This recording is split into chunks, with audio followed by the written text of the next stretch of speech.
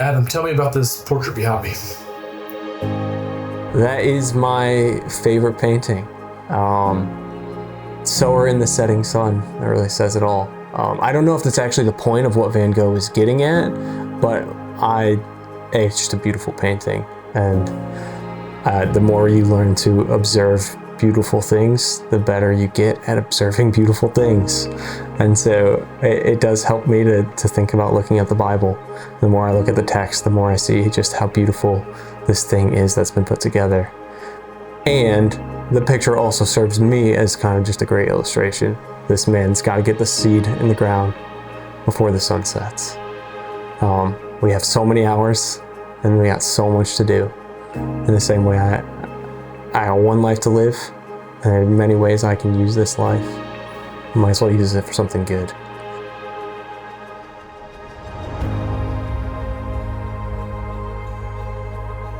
My name is Adam Wheaton. I'm the pastor of Rosedale Baptist Church. This community is the epitome of Nashville, right? You go the north of here, and it's all new Nashville, people who've moved in recently. If you go around the corner here, it's all Spanish-speaking people.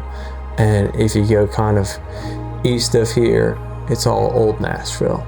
It is old Nashville, new Nashville, and international Nashville crashing into each other, all right here in this little pocket of the city. When we heard that this was happening, we have a church member who lives around the corner, Eddie, who loves this church and has got neighbors.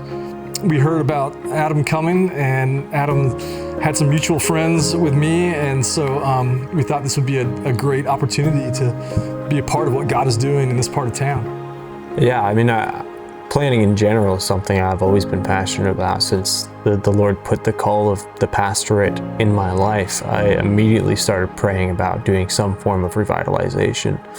And I learned that there was this great need in this part of Nashville that I knew was growing so much. What better place to revitalize a church than in a neighborhood that is just growing with people daily?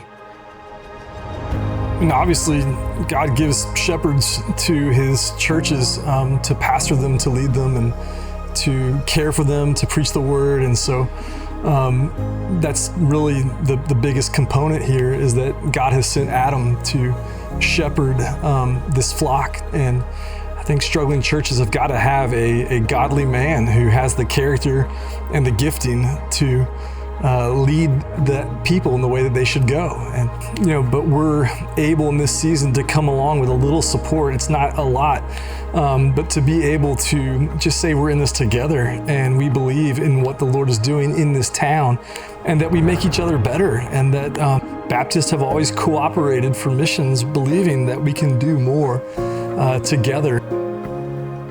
My name is Fonda Copsky, and I grew up in Rosedale Baptist Church, just right down the street from where the church is.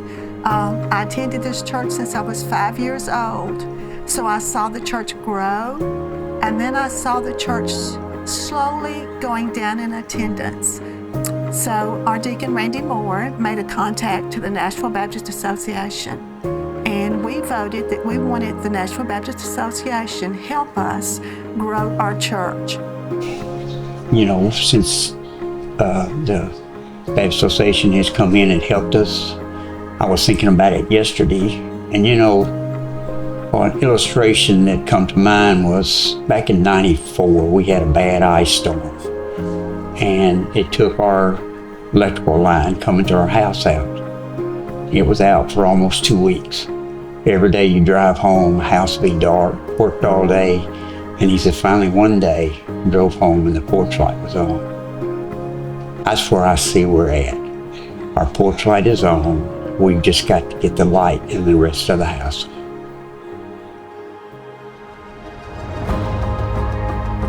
Our prayer is that this would be a redemptive community, that this would be a gospel outpost that this neighborhood would notice if it went away. And so our hope is that, our members would know everybody in the neighborhood, and that everybody in this neighborhood would know somebody who was a part of Rosedale.